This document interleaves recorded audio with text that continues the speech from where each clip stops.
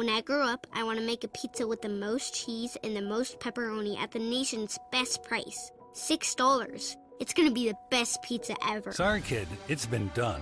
Introducing the new Little Caesars Extra Most Bestest Pizza. A large pizza with the most cheese and the most pepperoni at the nation's best price.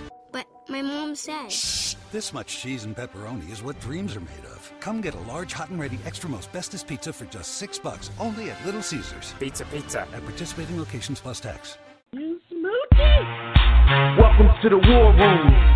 We got Dev, Kill, Jimmy, PJ, B. Austin, the Hot Block Commander. How you wanna end a 1 or 2 hour show to get the brain running with the premise to talk sports on a national level? Bold with the topic, sorta like the rebels. When it's game time, they like the Fab Five during prime time. Sports conglomerates speak their minds a little bit. For sports medicine and sports veterans and greats. The 4th of 26, so the war in Kuwait. It's the War Room with 5 nights at the round table. 5 Philly guys, diversified and educated.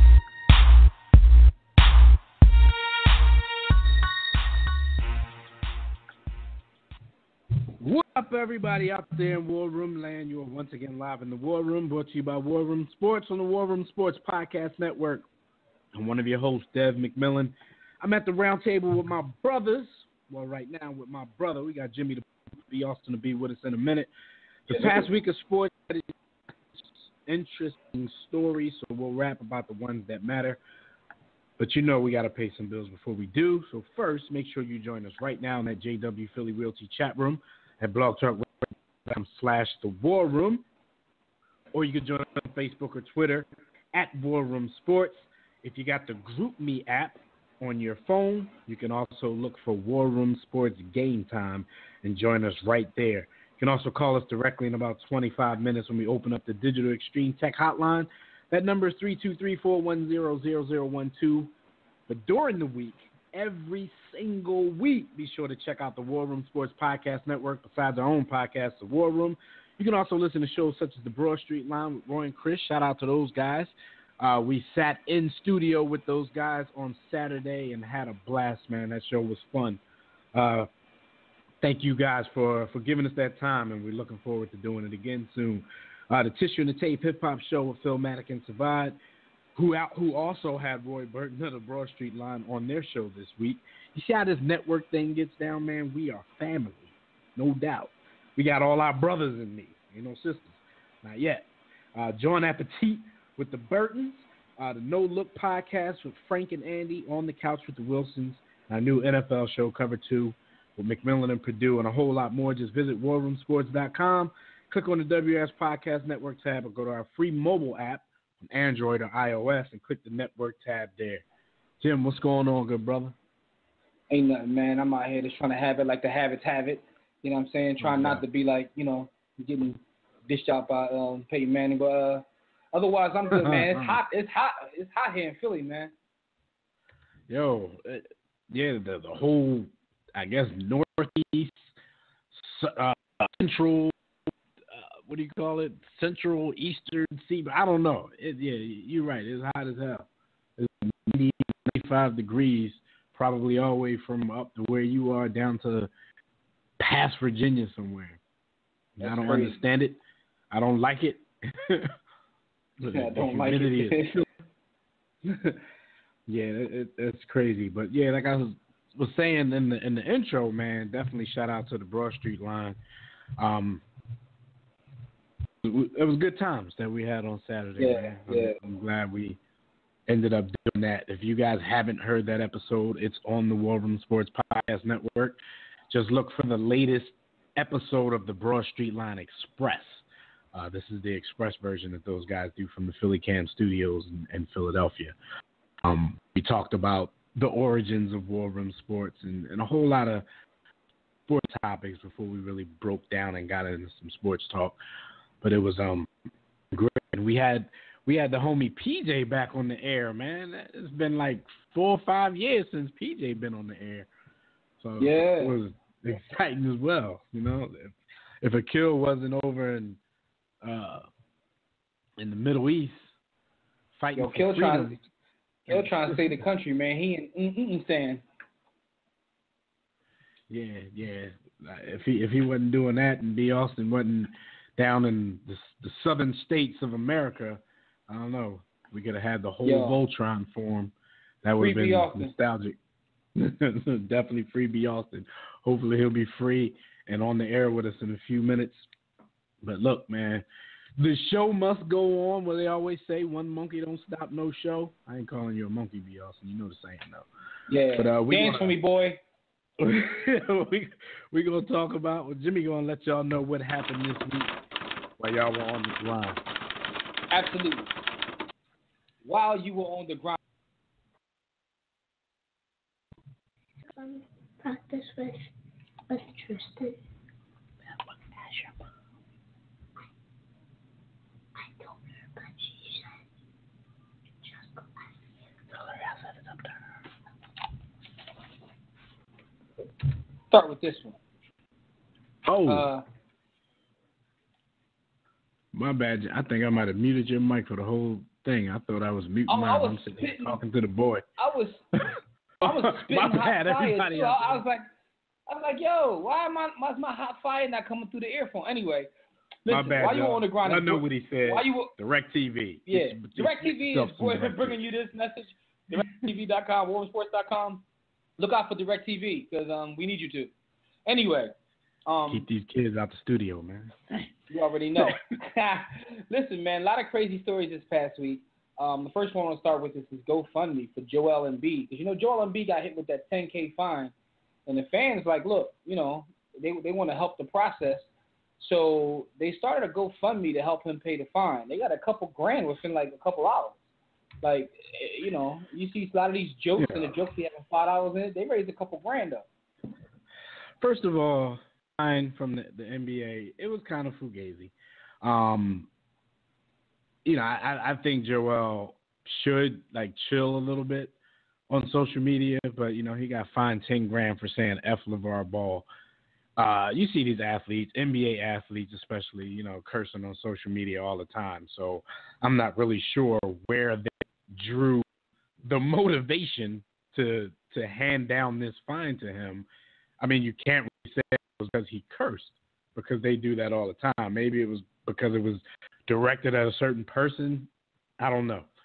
Maybe they saw an opportunity to quail something that could turn into something bigger once the season starts. Maybe. But call Joel Embiid, tell him to stop what he's doing, give him a warning, give him something. I thought the fine was fugazi. But on to this GoFundMe. You know how I feel about fans and when they do stuff like this. Everybody who's given to this GoFundMe campaign, Joel probably could, buy and sell all of your lives in a matter of days on his own. This reminds me a little bit. Remember the RG3 thing when he and his wife registered online when they got married, and a bunch of people bought him a bunch of stuff from his registry. He goes on and takes a photo with all the boxes. I wonder how those fans feel now that they helped run him out of town after they found out he wasn't that good. Here's the thing, kind of stuff, because these same fans who are given, and in 5 days they've raised almost $3,000 of the $10,000 goal. These are the same fans once Joel either keeps getting injured or comes back out and never plays the same way that he played before, or he simply leaves the 76ers in free agency, because I'm assuming these are all Philly fans, or mostly. These are the same fans who are going to burn his jersey, curse his name, threaten his life.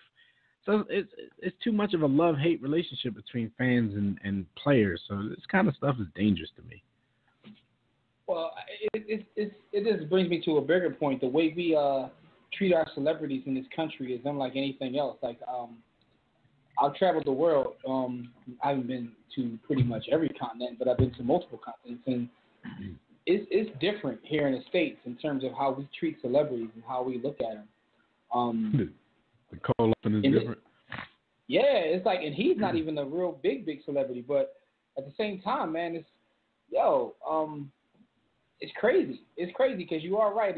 They'll turn on him in a heartbeat. But I mean, that goes without saying anyway. They'll cheer for him now and they'll hate him tomorrow. It is what it is. But I just found this to be extremely funny considering it's a $10K fine. All right. Right. Fugazi fine at that, but you know, being a fan of the 76ers and even a fan of Joel Embiid, I feel no need. There's nothing in me saying donate to this. There's a lot of call. I mean, I'm not one of those people that think people can't concentrate on multiple things at once. But I guarantee you, a lot of these people, even if they're giving $10 to this cause, probably wouldn't give $10 to, you know, a cause that's really important. You know, something that might save some lives. But this is how big sports are in America. So I can't say I'm surprised, even though I don't like it. Can't say I'm surprised. No, definitely not surprised. Like, but it's kind of funny though, because like you said, he really needed though. But I think it's also part of it. People want to be in on the joke. It's not even a serious thing, but it's still extremely funny. And I want to see how he reacts. From me, Jim. I just want to throw this out there, just to be fair, is that 100% of the proceeds processed go to the SPCA because F. LeVar Ball. So I'm wondering how many people actually read that, when they came to give money. They might be upset that their money is actually going to some animals, but shout out to them if they really give this money to the SPCA. Shout out to Mike Vick. But listen though, another story that happened while you were on the grind is boxing, or should I say, I don't know what to call this, man. Let's just call it Bailey. Yeah, let's call it the circus. But this whole McGregor and Floyd thing is actually going down, as we all know. So they had their press conferences, and Conor. It's one of those things where both of these guys are known for their trash talk, so you knew they were going to be turned in terms of like talking trash to each other. But Conor McGregor told him to dance for me, boy. Dance for me, boy. And the thing about here's what's crazy about this, right? So Floyd is known for his shucking and jiving. I mean, he's in the news for IRS issues, which we'll get to in a minute. But he's known for dancing like a boy, is what you're saying? I mean, but at the same time, you have to understand that everybody can't talk like that. Right. If Sugar Shane said this, it would come off a little different. But by him saying this Irishman saying this, it's kind of caused a stir online. But what were your take on it? It does, and it's one of those things I've heard other people's takes on it, and it's a lot of people giving them ass, saying he's not from this country, so that might not have the same meaning. And he may very well speak like that, but I'm not going to give the excuse him not being from the country, because look, this is where you are now. You know what I'm saying? Know where you are. I'm not going to go and move and make all of my money in another region of the world and not know my history of that particular reason, because I don't want to make a mistake that's going to get me killed. You know what I'm saying? So if I'm not from here, by now I would know that I can't ride around South Central LA with blue or red on if I'm not ready for that work. I'm pretty much going to know that I can't play with black people by calling them boys, the N-word, or any other quote unquote unwritten rules.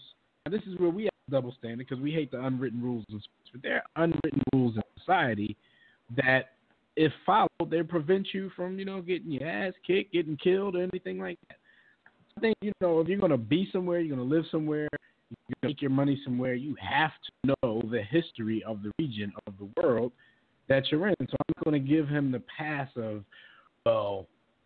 they don't know the history, because frankly, like Jimmy just said, throughout our travels around the world, basically the same kind of racism seems to exist, in my opinion. So to me, I don't know. That's not an excuse for me. I'm not sitting here saying, I hate Conor McGregor and I'm mad at him and this and that. I'm just saying, watch what you say. But, Jim, he did it twice, because they're not on a press conference. They're on a press tour. So even though he corrected himself, it seemed like he corrected himself the first time, because he said, dance for me, boy, and then he said, dance for me, son. He said this exact same thing the next day and said it in the same order. So that's when you start to think, like, is this scripted? Like, are they trying to rile us up to make us want to buy the fight so we can see Floyd kick his racist ass? Like, I think so. Because here's the thing. The one thing that people don't talk about a lot, but is a fact in boxing, is race and culture play a huge part of it. It's the reason why certain people only like watching Mexican fighters. It's the reason why, like, when you have two fighters from different ethnic backgrounds, it always does a lot of numbers.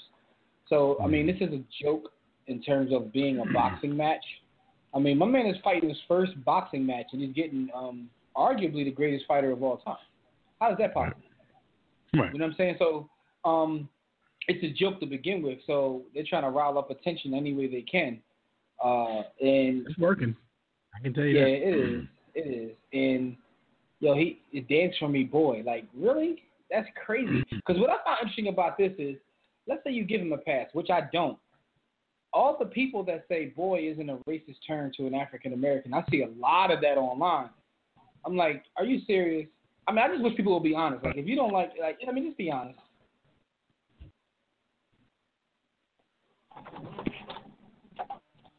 Yeah, man. So, I mean, I don't know what else to say about this fight because I see through all this. But anyway, Floyd's been in the news for other reasons as well.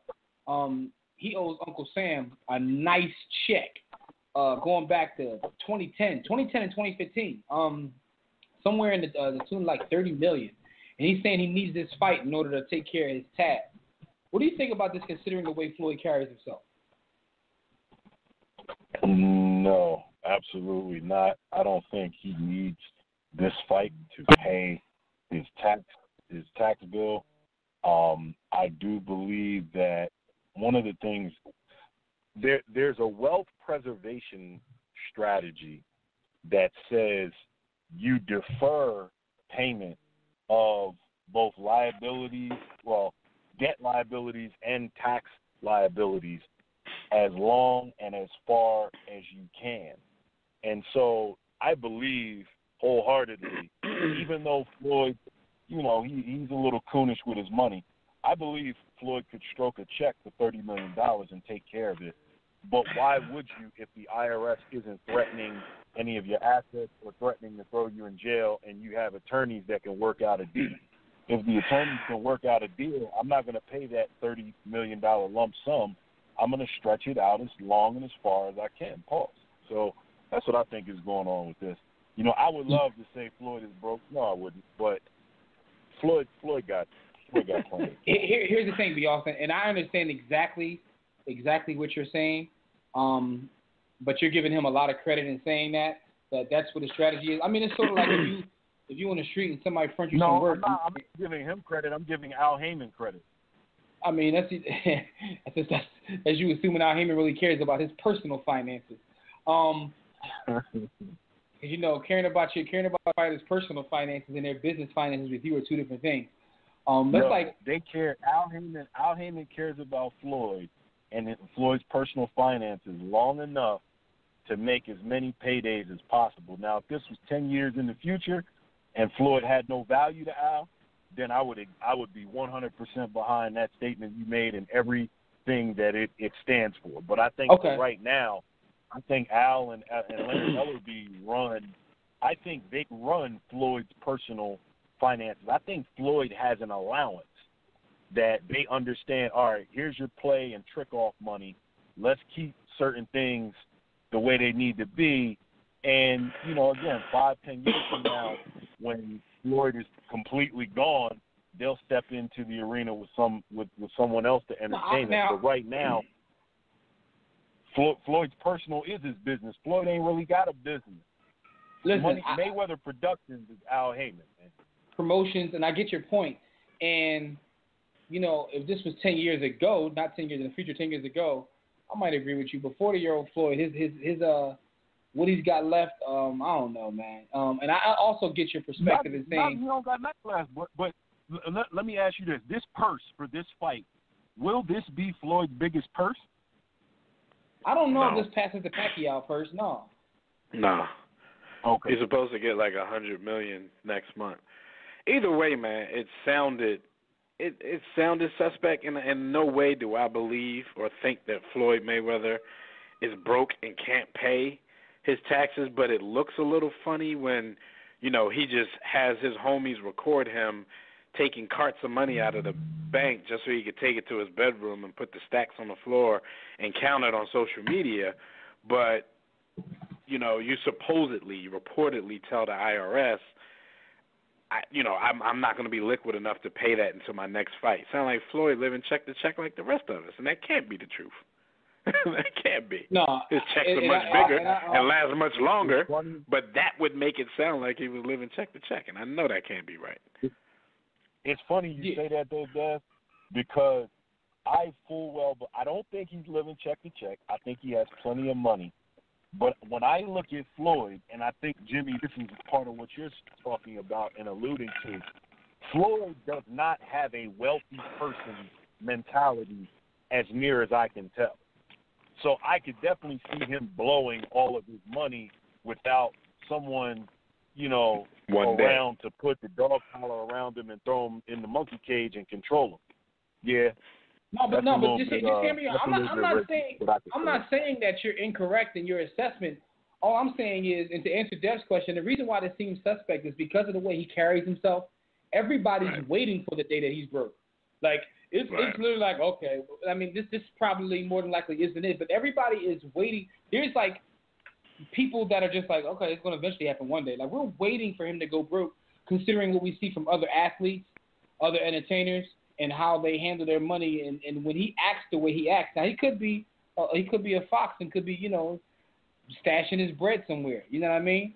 But we don't know. But I'm just thinking that to give him the credit. And I understand what B. Austin was saying about that strategy. I don't know if that was it either. But it's akin to if somebody used some work on the streets and they can't beat you, then you ain't in a rush to pay them back. You know what I'm saying? That's either here nor there. But it's the same thing. So I get that. But I'm just saying that people are literally waiting for Floyd to go broke. Like, people are sitting back because he has just as many haters as he has people that love him. But I think even the people that are Floyd stans wouldn't be shocked if Floyd went broke. Nobody would be shocked if Floyd went broke. Let me give y'all a quote from him, because he cares about what people think. So he posted some stubs, some check stubs on Instagram. One for $24 million, one for $1 million, another one for $1 million. He said, "Believe half of what you see and none of what you hear, especially when it comes to the media in this country. While everyone is counting my money and assuming the worst, these are the facts. Uncle Sam received $26 million from me in 2015. What else could they possibly want? I'm sure I would have been notified much sooner if there were any real discrepancies, right? Bottom line, everybody just wants to be a part of the Money May show, including the IRS. That's fine. You can crunch numbers all day, but in the end, my empire is rock solid and intact. Now calculate that. TMT, Floyd Mayweather, TBE, Mayweather. Take that." Talk to him, Floyd. Talk your ish. Yeah, I mean, talk your ish. We still waiting for you to go broke, but talk your ish. Now, 2015 is when he supposedly made like $220 million surrounding the Pacquiao fight. So, realistically, would $26 million be enough in taxes to cover an income of $230 million? Not at all. Don't sound like it, so maybe that's why they're on your back, Floyd. We didn't say you didn't pay some of it. Listen, man. Salute to Floyd for making so much money that your tax bill is that high. Right. So that's a lot of taxes to pay, man. Like, who's your account? They couldn't get you a lower bill. Like, dang, that bill is diesel. But they got like over 182,000 likes on that post. Salute to you, Floyd, that you can just throw that out there and everybody just believes that everything is okay. Like, you made more money. Like, you would have to pay more than $26 million on $220 million in income. So for all the people saluting, hey, with the bill that they say he owes, that would show you that he paid something, because he would owe a whole lot more if he didn't pay anything. So he just showed you guys the portion of what he paid, and then everybody's out there, see? His tax liability, Dev, would be probably close to $60 million. Yeah, which, with the figures that they're throwing out there, would make a whole lot more sense. 26, add another 22 to that. That's not quite 60, but it makes more sense in relation to what you're saying. something else also came out saying that he owes something like $7 million from the 2010 tax year. So they're piling on Floyd right now. Man, listen, man. Shout out to him for them taxes. That's some crazy. That's a lot of bread to go with taxes, man. Yeah. Damn. That hurt. Anyway, man, Floyd. Make a lot of bread. Uncle Sam, come and take a lot of bread. Part of me feels like the timing of this is weird too. Like, is this part of his promotion? Like, really? Like, I'm about to say, this could all be a part of this fight. People probably out there thinking, oh, Floyd desperate. He got to get this bag. I'm watching this. I've already seen, just personally, I've already seen like 3 or 4 people that I know flip, like who are interested between these press conferences and these news stories. They're interested in this fight. I'm like, all right. Well, yeah, see, your house to watch it then, because I ain't paying for it. Oh no, I ain't paying it for it. I definitely think this might be part of promotion. Somebody in the IRS got a quick small bag to put these stories out here. You know what I mean? Like, come on, man. You're probably not from the IRS. They're just from the media outlets. Just make something up. Come on, man. Yeah, so, it's just, to me, it seems like it's kind of fishy, the timing of this, especially if he owed from 2010. Come on, son. Anyway, last thing I want to bring up real quick, man. Did you guys happen to see y'all man Kevin Durant on the ESPYs and what Peyton Manning said to him? Did y'all see it? Yeah, he looked real. Yeah, I saw it. It probably was Peyton Manning's funniest joke of the whole night. Not saying he wasn't funny. Peyton has pretty good. Hold on. I got it. I got it. Hold on. Our gymnastics team was so dominant that Kevin Durant told me he wants to play for them next year.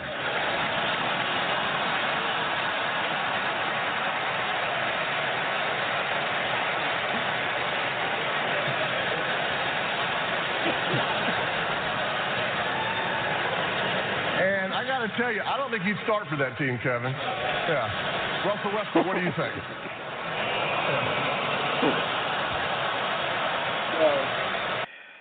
For those that are listening on the podcast or listening live, just make sure you go do your Googles and look up Peyton Manning and Kevin Durant, because he threw your body bag in right there. And Kevin Durant didn't look amused at all at that, which made me feel partially like he was in on it. But I don't know, because his mom was laughing, and he just looked like he just wasn't amused. Right. I've tried to look at it both ways. I'm like, okay, being in on it and just having a salty face, like, what would that really do? Because a lot of people, if you're that good of an actor, like, a lot of people think that you were just salty. So it's a lot of people talking trash about Kevin Durant. So I'm just thinking, like, what does he get out of that deal? Which makes me think he was salty for real. You're at the ESPYs. You know what I'm saying? Like, all of these award shows, no matter what the award show is, like it's rooted in comedy. If they don't have an actual comedian up there doing it, they have somebody up there who's getting comedy written for them, people that they know have been in commercials and have pretty good comedic timing, i.e. Peyton Manning. Like, you have to know you're one of the biggest athletes there. You have a controversial story that went down over the last year. You had to know that you're going to be the target of something.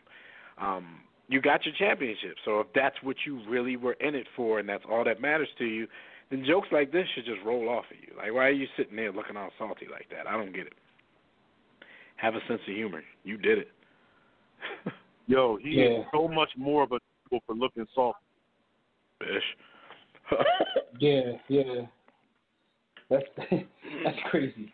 That's crazy, man. Like, I just thought the look and the whole thing of how'd y'all feel about Russell Westbrook? Russ just tried to. I mean, that was cool because Russ, knowing that he was on camera, Russ tried to. He didn't want to be out there just straight up laughing at the dude. So it seemed like with this whole Russell Kevin thing, it seemed like Russell's tried to keep it as serious as possible, throughout the whole thing. Mm-hmm. Like he doesn't get drawn into people talking trash about Kevin and stuff like that. Like, he doesn't get drawn into the trash talk. He just seems to keep it all business all the time. So it looked like he might have wanted to laugh, but he controlled himself well enough to keep the serious Russ face on. I mean, his clothes were Russ. Old triple-double Russ face. I'm about to say, you noticed that in the little clip. Like, whatever he was wearing, like, stop, Russ, please. But I don't know, man. It was a weird, awkward situation. We got a question that I don't even know if I want to read on air, but, I'll just say someone's asked, does Katie and his mom have a relation? And that's kind of a weird question, but, Alrighty. I'm going to stay away from that one myself. I think after that one, I want to give some birthday shout-outs, man. And birthdays are brought to you guys by Digital Extreme Technologies. Do you or your business need a custom website with a dynamic, professional, and most of all, affordable custom website solutions? You need Digital Extreme Technologies. No need to break the bank for an effective online presence. Top-quality, results-driven websites and mobile apps at incredibly affordable prices. And financing options are available, so just visit digitalextremetech.com or call 267-205-4203. And for discounted rates, be sure to tell them War Room Sports sent you. I think they're running a special at Digital Extreme Technologies right now. Yeah. Website starting at, what is it, $379 for a custom one. $379 is the starting price for a custom website. So you guys definitely need to get to digitalextremetech.com or call 267-205-4203. All right, birthdays in the building. We got shout out to Yadier Molina, who turns 35. Every time I see one of these baseball players, Jimmy, that's in their mid to late 30s, it makes me feel old. Because you just remember these dudes when they came in as young pups. Like, Molina's already 35 years old. But shout out to him. My birthday, yeah! Somebody who's not so young. Somebody who's, even though we did see most of his basketball career as well, Tony Massenberg turns 50. Wasn't that great of a career. Spud Webb turns 54 years old, man. I remember Spud won that dunk contest, which is like his claim to fame. Spud wasn't a terrible basketball player. Wasn't a bad basketball player. But to be 5'7" and to win the dunk contest, against the likes of his teammate Dominique Wilkins and some other high flyers around the league, like that's going to be your claim to fame for the rest of your life, no matter what else you did in your life. I used to have posters of Spud Webb in my room from that dunk contest, and you see how far his feet were up off of the ground. Like, dude was amazing. I don't know what was wrong with his haircut, but as far as his hops were concerned, like, Spud was amazing. So shout out to him. On his 54th birthday, David Thompson turned 63. Shout out to him. And another member of the sports media, Tony Kornheiser, turned 69 years old. So we like to give a nice big War Room salute to all of these folks on their birthdays. And real quick, before we move on to some hot topics, you guys can check out our website at warroomsports.com. While you're there, take your time, browse, click on the Contact Us tab to send a message about our company, the show, to inquire about sponsorship, advertising opportunities, or joining the network in any capacity. For general inquiries, email us at info@warroomsports.com. While you're browsing the site, click the Memorabilia tab, buy War Room Sports merchandise. Click the blog tab to read our latest articles in the All's Fair in Sports and War blog. Then click the respective icons and tabs to follow us on all of our social media platforms, to subscribe to our iTunes podcast, to watch our webcast at War Room Sports TV, to listen to the WRS Podcast Network, and to download our free War Room Sports mobile app on Android or iOS to get everything I just mentioned on the go. I'm thinking IRS, man. We're talking about Floyd too much. Yeah. Join the JW Philly Realty chat room right now during the show at blogtalkradio.com/The War Room. That reminds me, I need to open up the chat room. To enter the chat room, just sign up for a free profile on Blog Talk Radio. If you don't want to create an account, you can sign in through your Facebook and Twitter accounts. And while you're at it, click follow. That'll get you updates and reminders about the show every week. We'll be taking questions, reading posts from Facebook, Twitter, the chat room, and the War Room Sports Game Time group on GroupMe app during the show. But if you want to call in and speak with us directly, dial the Digital Extreme Tech hotline right now, 323-410-0012. Press 1 when prompted. If you're already listening from your phone, Just press 1 if you want to talk. All right, so let's take some calls before we get into these hot topics because I see we got the homie Tobias waiting on the line out in Arizona. Tobias, what's going on, good brother? You are in the war room. Hey, my Dodgers are in first place.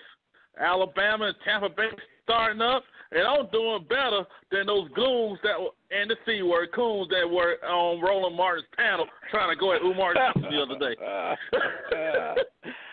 Yeah, that was hilarious. It's like one of those, you try to jump somebody, but dude actually end up beating all of y'all up. Like that's what it seemed like to me. Coon Train is coming.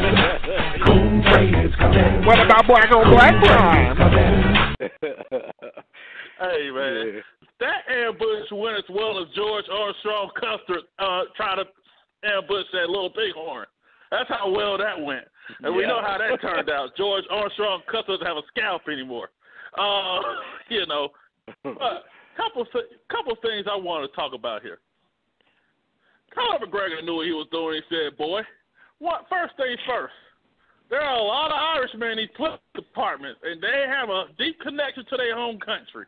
The problem is that all these other groups know everything about us, words, slurs, everything like that, but we don't know everything about all these other groups. Right. And so I believe, he said it. He knew what he was saying because they dance to me, boy. No, I never heard him say that to Diaz or Aldo or any of these other guys, non-black guys.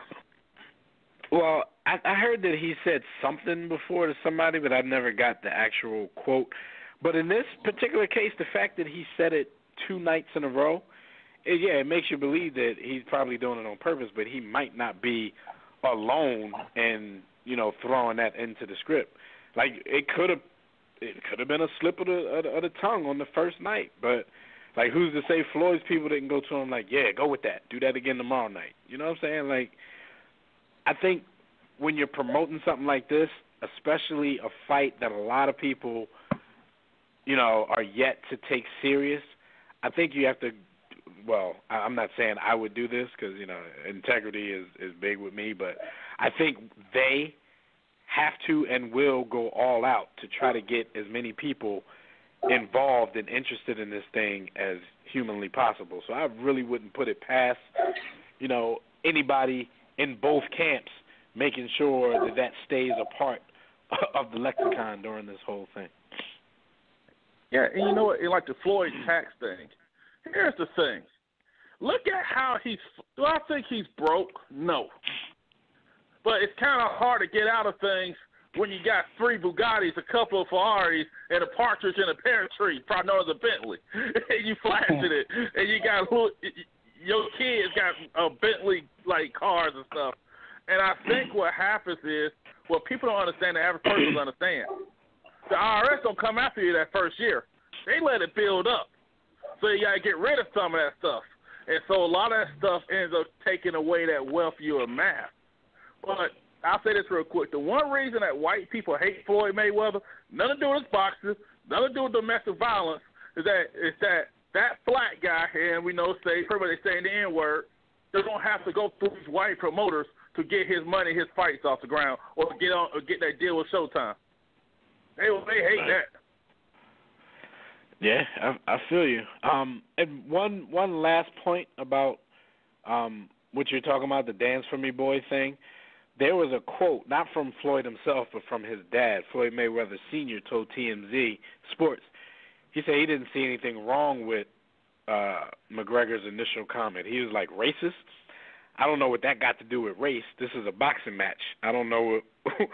it's hard to read this. I'm sorry. Said, I don't know what that got to do with no racist.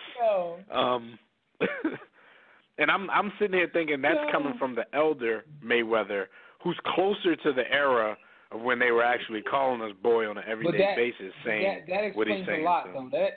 That explains a lot because, I mean, I look at dudes like him, like we around the same age. He's not that too much. Our age, we're not that far apart age-wise. I was raised different, man. I was raised, you don't flash like that because some boys, you don't get boys, them alphabet boys or them boys that'll put you in the trunk. Either way, you don't flash like that, man. So, and then seeing his father come out and say that, man, that explains a lot to me, at least. Well, let's think about this. A lot of those black people who grew up around that civil rights time were not really for the cause. Mind you, they thought Dr. King, Malcolm X, the likes of Fred Hampton and Huey Newton was like troublemakers. A lot of them were not about to struggle. Yeah, this is true. A lot of them wanted to get along to get along. Because me and Dev were having a conversation yesterday, and I was telling him how it's weird, even with the whole Umar situation. Not that I agree with everything he says, because as I say on the show all the time, there's somebody alive I agree with everything on. But to see how he's treated, and to see how they try to push Dr. King in our face now, but when you read the actual knowledge, like you just said, not just the other side, but a lot of his people did not bang with him the way that they do now. You know what I'm saying? Now it's cool. It's cool. Now, they're even trying to make Malcolm X a little bit cool now. But, so I get that. So he comes from that generation, but it doesn't mean that, he was quote-unquote woke.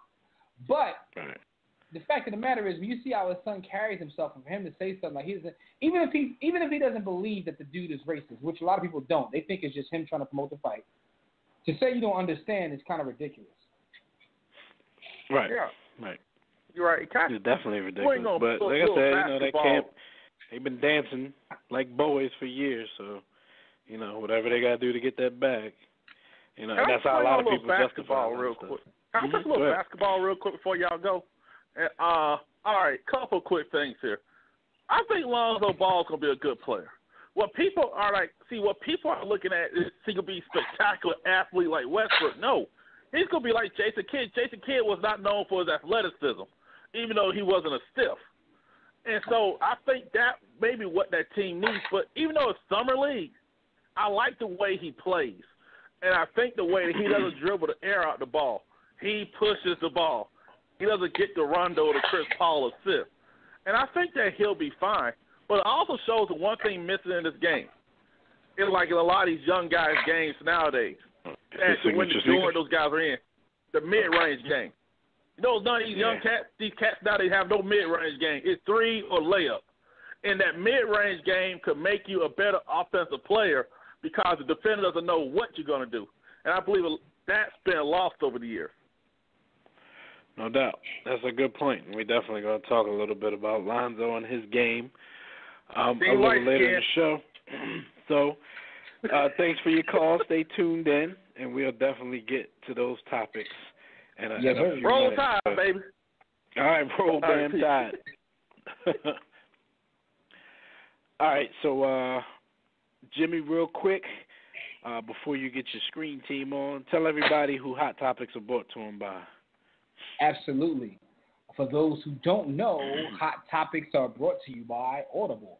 If your schedule is too hectic to read as much as you want, here's what you do. Get audiobooks. If you carry around book bags and you can't read, like some people have been accused of doing this past week, here's what you do. You got your iPhone, Android phone, you get Audible. And how do you do that? audibletrial.com/forumsports. And you sign up and get yourself some free audiobooks. Let's keep it sports related. Go in there and get the Wilt Chamberlain, Bill Russell, Dr. J, AI, Kobe, Mike Tyson, Evander Holyfield. A lot of the legends have books. Steph Curry and LeBron just had books the past year. So even the dudes that are still working on their legendary status have audiobooks on Audible. audibletrial.com/warroomsports, and thank them for their support of the War Room. No doubt. All right, so last thing I'm gonna bring up about the Mayweather McGregor bout so far. I just wanted to get you guys' opinion on the actual press tour that's been going on. Like, forget the quote unquote racist comments, forget Floyd's tax problems and all that kind of stuff. If you've seen any of the two press conferences that have gone down so far, or if you've seen the highlights, just what do you think about this whole thing? It's interesting to me because they're definitely in full sales mode. And like you said, I see the same thing on my timeline that you do, where people who originally showed no interest at all are showing interest. So therefore, it looks like they're doing a good job in terms of promotion. Do I think that it's a legitimate fight? I still don't. But Right. The promotion is on point because it's doing, at least in my circle, like I don't know what everybody else is seeing, but what I'm seeing is the same thing you are. People are showing interest and talking about buying a fight when they were vehemently against the fight when it was talking about being made. So sounds to me like they're doing their job. It's a clown show.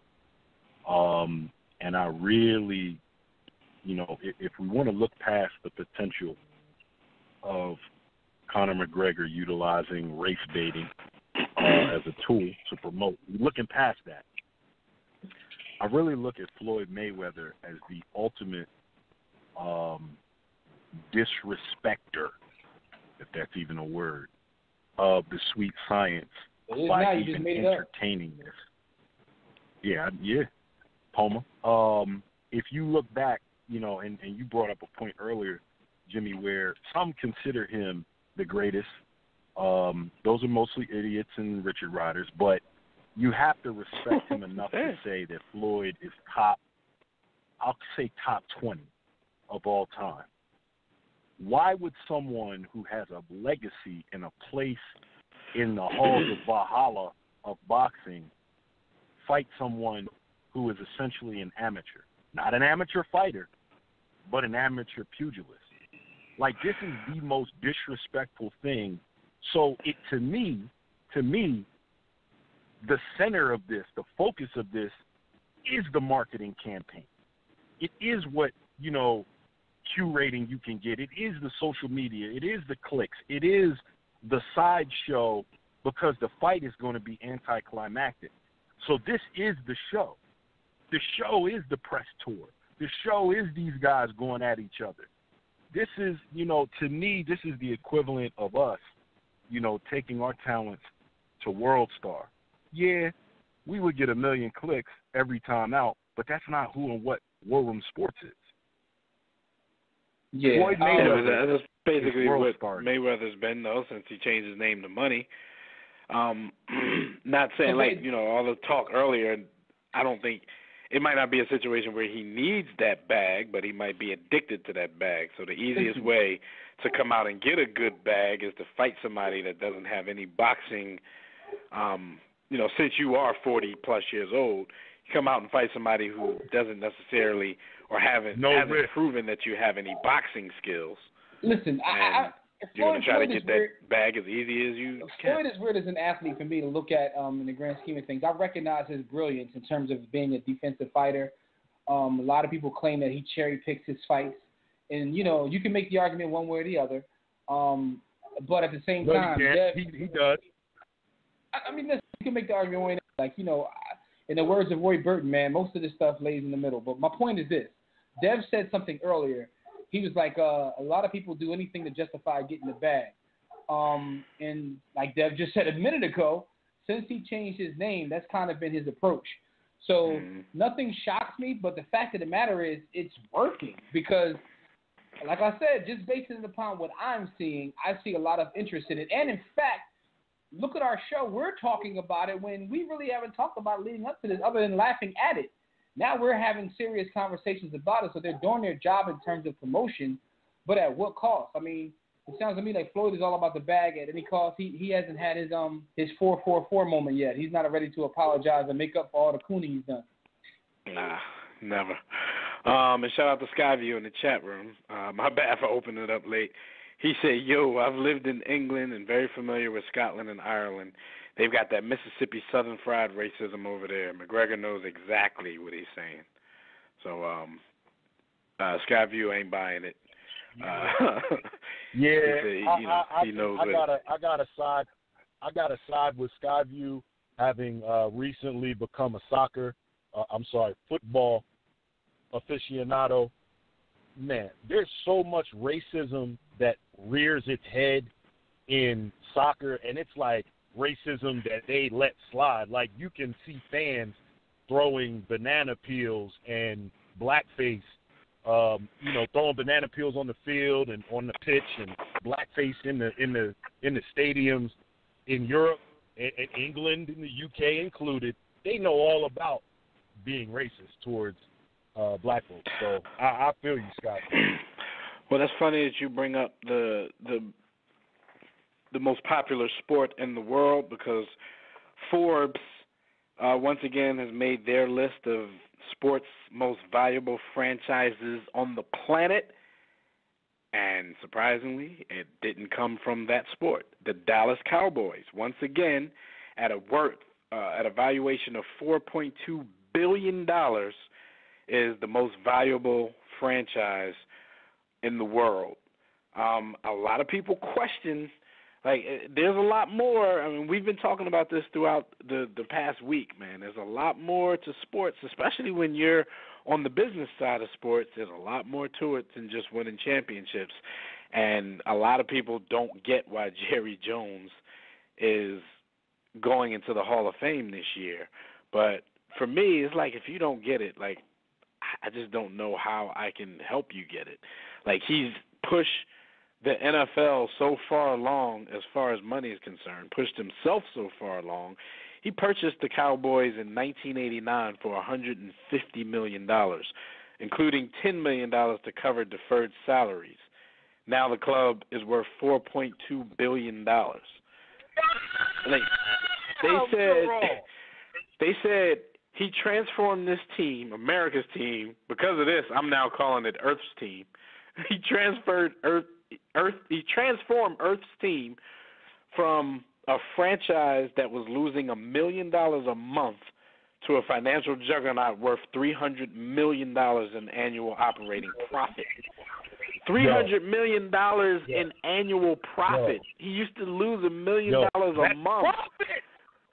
Remember, he was a big component in them getting a new TV deal. He was also a key figure in the latest collective bargaining agreement, and he was a big figure in the Rams' relocation from St. Louis to Los Angeles. So he does so much in and for the league.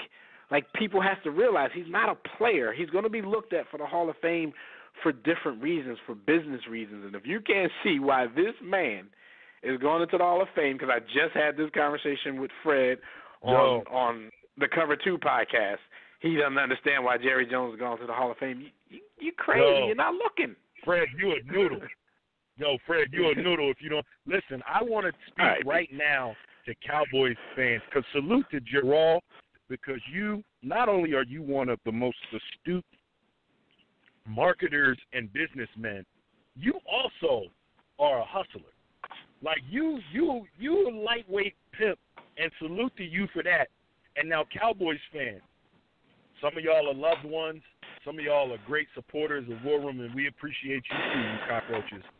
Y'all are the dumbest fan base in the history of fan bases going back to Babylon the Great. And I'm going to tell you why Cowboys fans are dumb.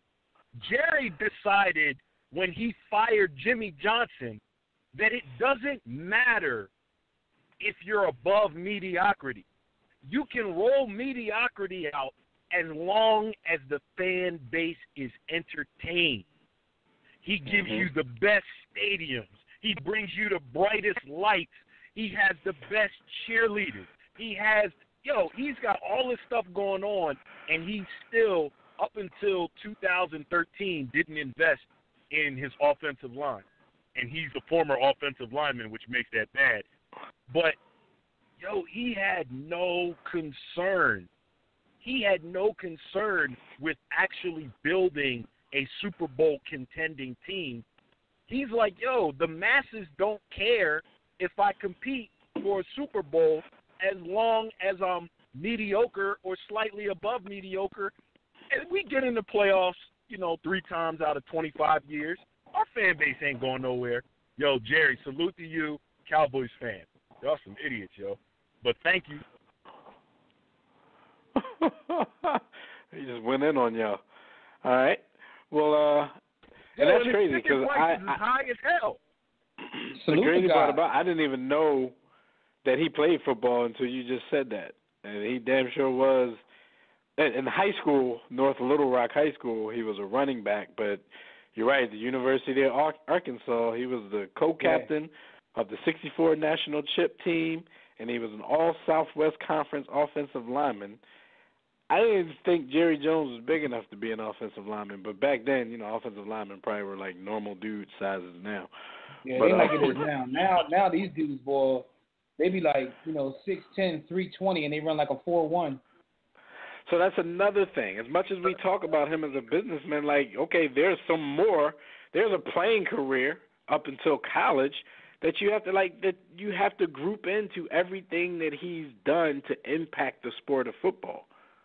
Like, I don't sit here because we always got to give out lessons on what the Hall of Fame is supposed to be about. I mean, there's plenty of people in there who probably shouldn't be in there, but I don't understand for the life of me why people think this man is one of them.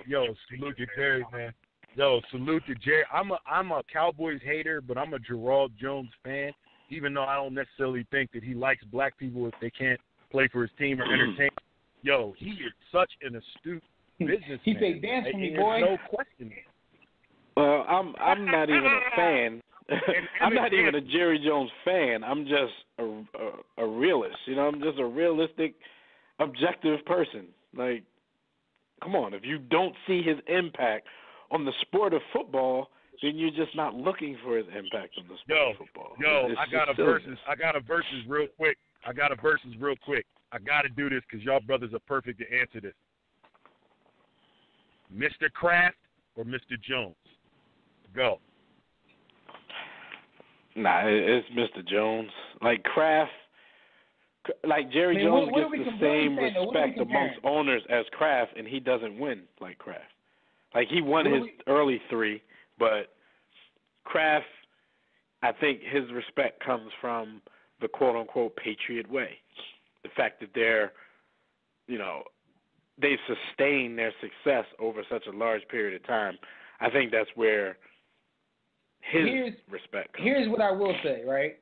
Because I just saw that in our chat, Casey Mack says Kraft has Belichick, right? And I agree with that. But Kraft is also smart enough to do what a lot of owners aren't, and some say Jerry Jones isn't, which is when you got somebody, get out the way. Let them do what they do. Ludicrous voice. Because Jerry Jones had Parcells, and he wouldn't let him do his thing. And when Parcells say, man, he wouldn't let me go in the kitchen and get get the cook up. I'm gonna go. He wouldn't let me buy the groceries. I'm gonna go even further. He wanted me to cook with this book that he's bringing in. At the risk of a blunkett, pause. I think that if the Cowboys would have had more success and would have been more of a winner, it would have hurt their valuation and Jerry's ability to get busy because expectations would have been higher. But by keeping it mediocre, he can, Jerry, come on, man. Jerry's Hall of Famer, man. I mean, but if you listen to Cowboys fans, it seems like expectations are always high anyway. At least delusional at best, if not high. So, they have this air about them, this air of cockiness, and it's weird to me because, a lot of them are banking on stuff that happened 25 years ago, and others are even going on stuff that happened 40 years ago. So I really don't understand where their air of cockiness comes from in today's world, but it's there. And the fact that Jerry Jones keeps them in the forefront in NFL news, I guess that's a reason why it stays there. But let's go to the phone lines real quick because we got family on the line. Let's go to the homie Corey in Philly. Corey, what's going on, good brother? What's going on, brother? How y'all feeling? Y'all can hear me? Absolutely. Yeah, we got you. Corey. Yeah. What how y'all feeling, man? Everything good? We good. We chilling. Yeah, man.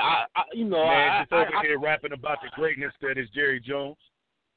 Jerry Jones is a clown, man. He a clown prince, man. him and Conor McGregor need to have dinner. Like, they the same dude. They just different generations of the same dude. Don't say that out loud, Corey, because Gerald might listen to the show, and he definitely will find a way to make that happen, and you should get paid if that happens.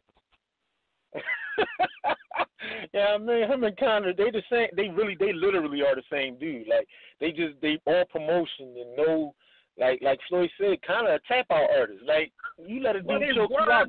But it worked. It's working. a dude wrap his arms around your neck and cut off your air supply. You're not an all-time great. Like, but hold you know on, what I mean? Awesome. Let's run with that analogy. You said, but it works. So essentially, it works for them. You know what I mean? It works for them because of the skin they in. But we not going there. Oh, okay. You know what I mean?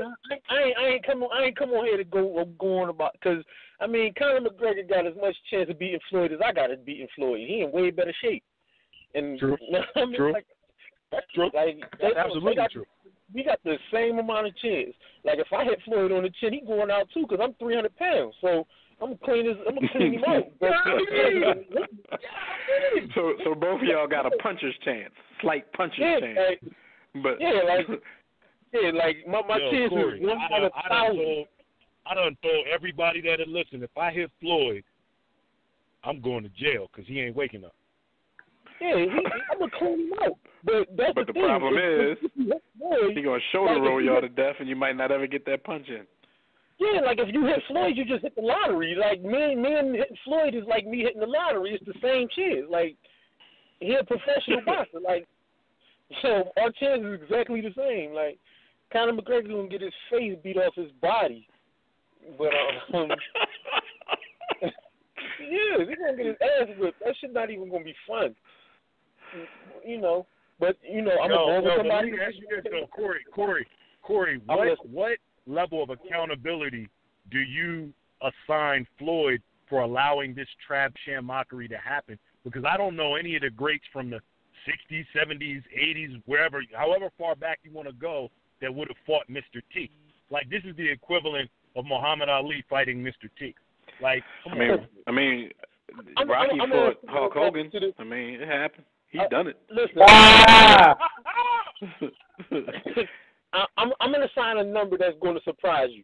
That number will be 0, because we're not living in those times, man. We got the internet and shit. None of them dudes had the internet. Well, they might have did the same stupid shit. So we're cool. So we're cool with that. So the internet allows you to make a mockery of the sweet science. Well, hold on. Let me make a point real quick. Because we often, on one hand, you want to give Gerald Jones credit for like, you know, basically doing whatever it takes to build his brand and make money, even at the expense of his team, because you believe that, you know, he somewhat loses on purpose. I mean, Jimmy, I'm an Eagles fan. That helps the Eagles. I've been on record saying Jerry Jones helps everybody in the NFC East. What I'm saying is, if you're giving him credit for being a good businessman, then I guess Floyd does too. Now, I don't know what that means in terms of his love for the sport. Salute to Al Heyman. Listen, man, none of them dudes love anything but themselves, man. Y'all be talking about love of the sport and all this shit. None of them dudes don't believe that, man. Like, they in love with themselves and their checkbook. Like, y'all got the game twisted up. That's what I tell people all the time, Corey. I'm like, even in team sports now, where these dudes do anything and join anybody to win a championship, that's just because that's a box that they have to check off, because the fans put that pressure on your legacy. But as long as they're getting that money and living that lifestyle, that's why going about actually doing the winning, they do that the quote-unquote easy way. Let me join up with them, get these championships, man. I'm getting this money, but these fans going to be on my back until I win something, so let me go join somebody. And, they don't care about that as much as fans think they care about that. Because when you look at the difference between $65 million and $53 million over a career with the taxes taken out, you looking at the difference between $2 or $3 million when you made $400 or $500 million. Nobody, like, they don't care about it no more. It's not back in the day where you had a $100,000 contract and then you had to work in the back of your uncle's junkyard to make ends meet. Like, this is not the same time frame. So these dudes is doing it different because the money different. But that's what we wrought with these TV contracts and all. Like, we bought that. Like, we did this to the sport. Like, they ain't do nothing. Like, the fans did it. People want to put the blame on them, but Corey, I agree. I agree with you about 80%. I do think that there's major accountability with the fan base because the fans allow it. But that's why I went in on Cowboys fans, because they allow their team to be mediocre and they still allow Jerry Jones to make a 3,000% return on his investment. He bought something for $200 million and it's worth $4.2 billion. That's, you can't blame, without winning, you can't blame anyone but the fans. Like, the fans allow it. I mean, because we complain about what we don't like, but we don't stop watching. We don't stop paying.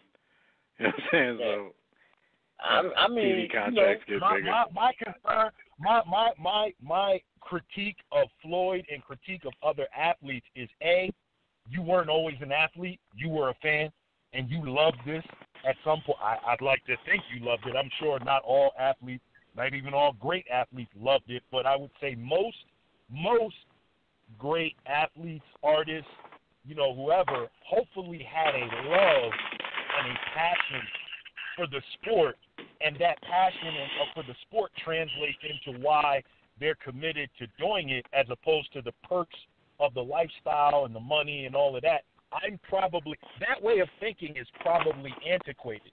That way of thinking is probably, but I don't compromise it, because that's the way I look at it, because I love the sport so much. Yeah, like, listen, we grew up people used to play out there with limbs torn off and shit like that. Like, people don't do that no more. Like, that's not happening. Like, you know what I mean? Yeah, that's literal. Ronnie Lott cut his pinky off to play. He's like, yo, yeah, I hear you, but at the same time, if you're one of them and you see that basically the money is generated from your work, and you figure, why am I going to go the extra mile if, I'm not really going to benefit from going the extra mile, just so someone can say I'm tough and I can't walk when I'm because once we're done with you as fans, we're done with you. So therefore, you know what I mean? I'm not there. I'm not. But if you heard what I said, Jimmy, that's why the internal passion for the sport, the fans are great, but you're playing for more than the fans. You're playing for yourself, for your love of the game or your love of competition. Like these, yeah, I think that sounds romantic and great. It's not competition. It's a spectacle. So we're not. So sport is no longer about competition. It's about the spectacle. But go ahead. No, their competition these days is trying to see if you can get that bag. They competing on a whole different wave now. Yeah, like they playing in a 10-year window, and they saying, all right, let me get this first 5 years out of the way, build my name, and then the next 5 years I'm gonna build my brand. That's exactly where Durant at. Durant put his name out there. Now he building his legacy. Like, all right, I'm gonna be when I'm 35 and I'm done with this game, I'm gonna have $1 billion of made income, probably about $500 million still sitting on my book. And I got the championship rings that I can live off for the rest of my life. Yes. Corey, you like us. You like us. You like Daz, Jimmy, and myself. We young OGs. Like we young old heads. At this point, when you look at sports and you look at the game, as a consumer, as a former participant at whatever level, are you satisfied and gratified by the product that's put out there on the field, on the pitch, on the court, in the ring? Are you happy with what you're seeing? Satisfied, yes. Gratified, no. I want my old thing back. I want my high school girlfriends back too, but I can't get it. Shout out to man. I'm just saying though, like, you know what I'm saying? Like, yo, Jimmy, relax, don't do that. Yeah, I get your point though, man. Listen, man, it is what it is. We the grumpy old men, but at the same time, man, I also don't give them the money the way I used to. When I was younger, I spent a lot of money going to games, season ticket holder this, don't have. I don't throw bread. I don't give them my bread no more, so it really don't bother me as much no more. Hey Jim, that's why I be calling you, like when I'm watching these old games and these highlights and stuff, and I be calling you like I'm all nostalgic and emotional, because half of these joints I'm like, yo, I was in the building for that. Now I'm like, man, I'm watching this on TV. Listen, let me tell you this. I started DVR in sports. The one thing I never used to do was DVR sports, because if I ain't see it live, then I'll catch it on sports. Yeah, then there's no. I'm at the point in my life where I DVR games. If I, like, you know what I mean? Like, I don't even watch live no more. Like, if I'm busy, I just like, all right, you know what I mean? I'll catch it later. And then I cut the game on before I cut on SportsCenter. Like, I don't even watch live no more. Like, because half these places like basketball, it's 82 games. There's only like 10 games out of the 10,000 games. So that's why I can't. I'm still not to that point. I can't DVR sports. Like, if I miss it, then I just miss it. Like, there is some stuff like I will put it on the DVR, but it'll sit there and I'll never watch it because it's not the same to me. Like, I watched the Big Three on DVR because that's already tape delayed. So why can't I delay it a little bit more? But other than that, like real sports, live sports, I can't do that. I hear you, brother. I hear you, brother Corey. But I gotta ask my brothers, everybody again. And Jimmy, you seem resigned to the "we are the grumpy old men," and I acknowledge that a portion of it is I am a grumpy old man.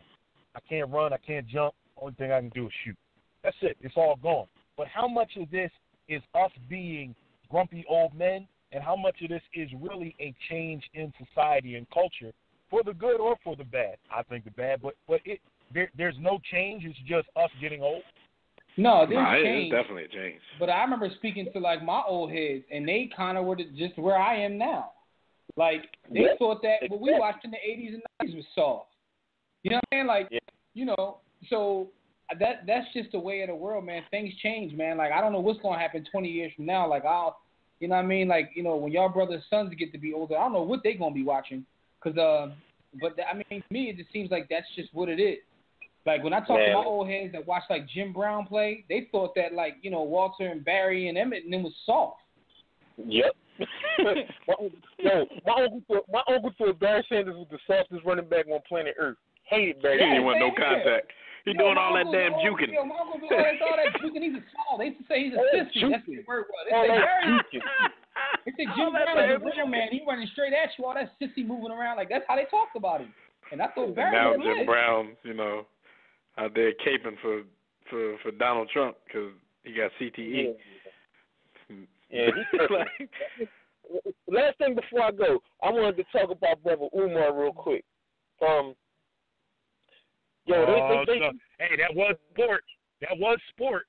It was because they was duck hunting and they got eaten by the duck. They was duck hunting and got eaten by the duck. They tried to bring my man out there and put him in a cage and shoot at the fish, you know, fish in the barrel, and the fish turned out to be a great white. You know what I mean? Like they tried shooting to the barrel. Corey. Yeah, that was a setup. Hashtag don't get eaten by the duck. Hashtag don't get eaten by the duck. What you saying? Yo, here's my thing, right? With that whole situation, right? I understand that we can have a difference of opinion. We're not people that all agree on everything and have one way of thinking. But that brother on the far end, yo, I don't know what he was trying to accomplish. Like, other than like, I just don't know. Like, what? He was trying to become the conductor of that train. He was rolling his job. He's trying to get a job on Fox. That's the only thing I can think of is he's trying to get his own show, conservative network. They promised him some skin bleach, $2. Yeah. Like, where did he come from? Like, it's funny how they always question Umar's credentials, but what's his credential? Like, I need to know where he came from because, he was caping way too hard. He wasn't even that articulate. You talking about somebody else's credentials. My man still got like, who's your English teacher, Holmes? Let's just say Umar don't have a doctorate. Who cares? That man still got 5 degrees that you can prove he got. Like, just because he don't, like, what point in the world do not, like, and it's proven that he did his dissertation. So even if his dissertation is not complete, so one man got 5 degrees and has completed the dissertation, and y'all still questioning it because he already calls himself doctor. So the freak what? Yeah. Here's my thing. If he doesn't have it, I think PCOM should give him an honorary one because he done gave them more publicity than anybody that ever went to their school. Like, we was calling Bayon doctor the day he started his doctorate program. Pretty much. Nobody cared. I was calling Bayon a doctor when he was in his master's program. Yo, we called Dr. Jerry Buss doctor, and I found out that he got his paperwork like Dr. Jerry Buss had a real master's and bachelor's and all that, but his doctor came from cutting checks. Doctor of pimping. Yeah, he had one of the doctors the same way Cosby got. My thing is the facts are the facts. Like, so he got one of them honorary. He got a doctorate through pills. He got no. Never mind, man. I call him Dr. Donation. Does that mean you make the right donation? All right, you either make, you make a donation, you make a graduation speech, and you're a doctor. I'm gonna be a doctor one day. I'm gonna speak at somebody's graduation. Papa doctor, Puppy calls the doctor, ain't he? Yeah, we gotta start calling him Dr. Like Bill Cosby ain't do no post secondary. Like Bill Cosby himself went to go and start making money in the industry. Like Bill Cosby, they was calling him Dr. Bill. The goddamn comedian. Yeah. Malcolm X ain't have no formal education. Nothing formal, like no paperwork. Like he dumb now because he ain't got no paperwork. Like people kill me with that. I find that interesting because you never see anyone else who's like out there them being questioned. I guess what they're trying to prove is that if he's lying about this, what else is he lying about? But I just don't get it. But that boy that was on the far right though. You know what? It's legitimate. It's legitimate because he is putting himself out there as a member of academia, and a part of his core solution is education. In education, you can't lie about your education. So I get where they're coming from. I mean, I just don't know about that. That's a whole nother show. We could take that to another show. But all I'm saying is I find it quite interesting because I know that if they start fact-checking all these cats who are on these shows, it's going to be a lot of slow slinging and flower bringing. Yeah, like all I know is they tried to jump my man and they got beat up. Yeah, he 3-0 body bag. He 3-0 body bagged everybody, but the boy on the far right though, I got to look up him, man, because I just want to know what he's about. Like I know he's about. I looked him up. That. Oh, did you? I looked him up. He went to Bowie State University. Yeah, right. Another one. We done lost another one. He went to Bowie State. So I guess he's from this area. He's from somewhere in PG County. I'm like, oh man, but yeah, looking at that show, like he was embarrassing, Yeah, no. But listen, the crazy part is, Umar was like, I love black people, and I'm putting black people first. And the first person to shoot at him was the black woman. Like, damn. Like he just said, if a black man don't love you enough to marry you, then he ain't doing the right thing by the race. And the first thing you do is take shots at that statement as a black woman. Like, what's wrong with you? Yeah. Like, damn. Yeah. She probably got a white husband or something, man.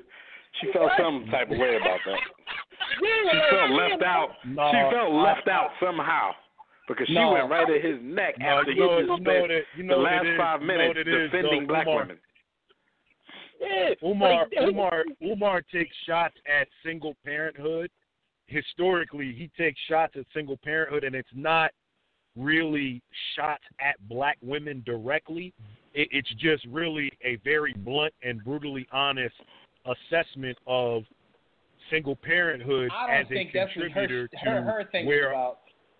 I think she was out there talking about Lyndon Johnson and all kinds of crazy shit. She was just trying to give out props to the dominant culture.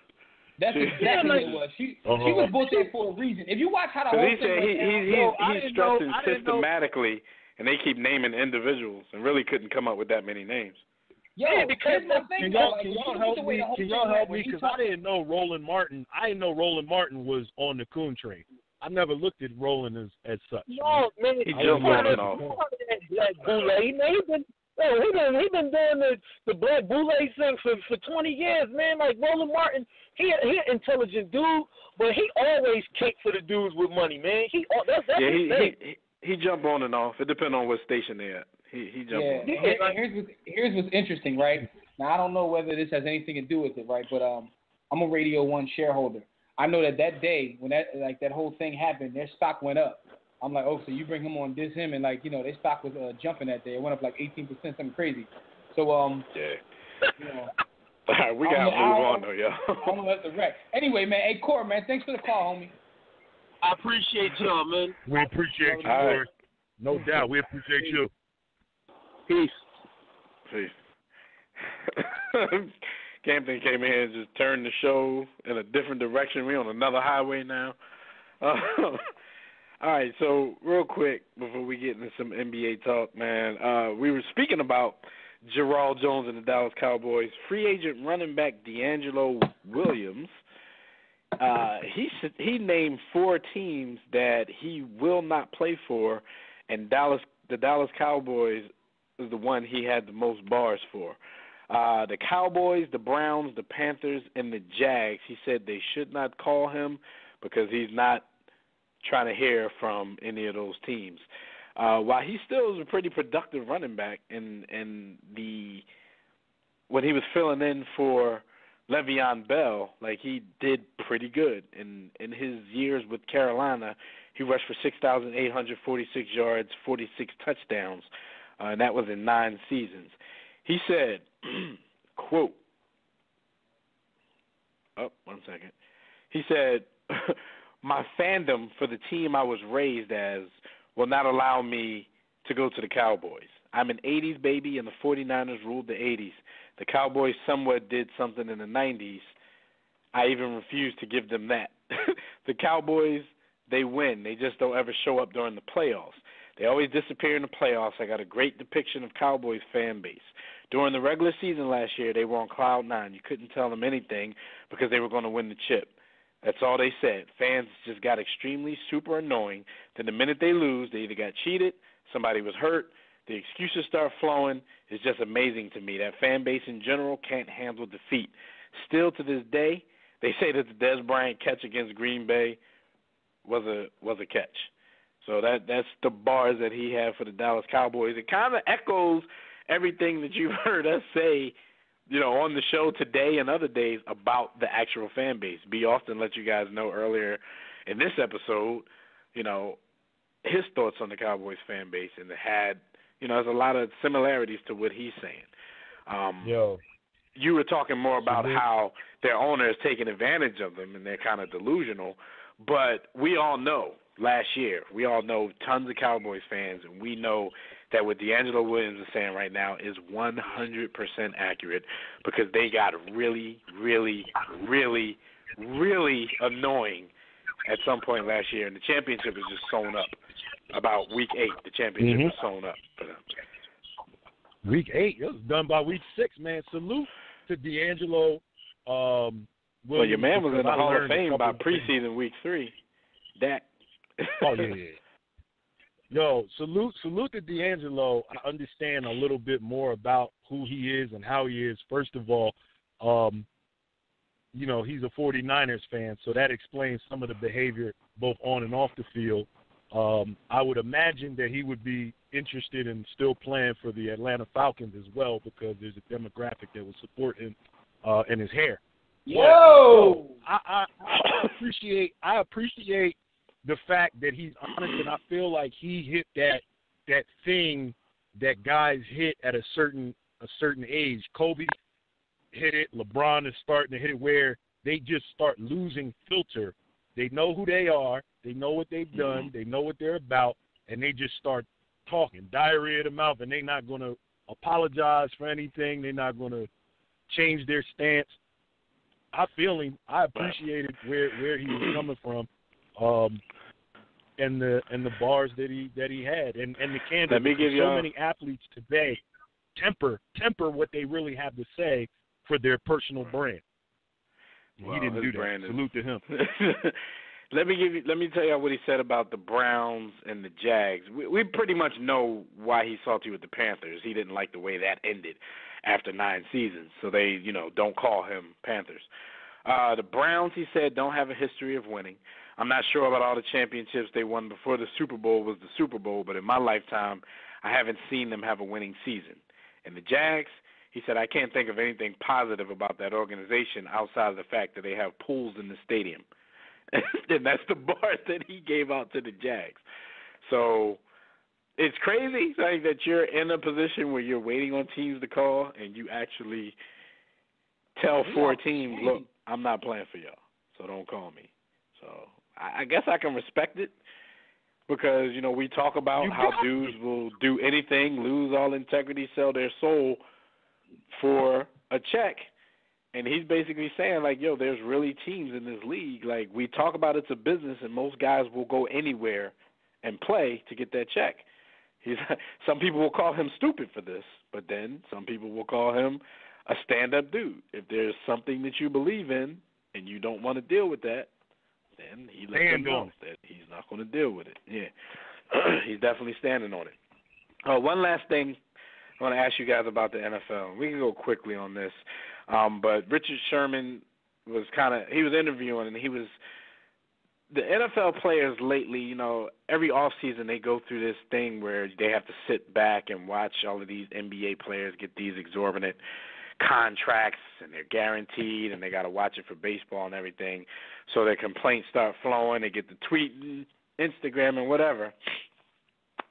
Richard Sherman was interviewing. He says basically NFL players could probably make it happen, but they got to be willing to strike in order, you know, to get these huge guaranteed contracts like NBA and MLB players.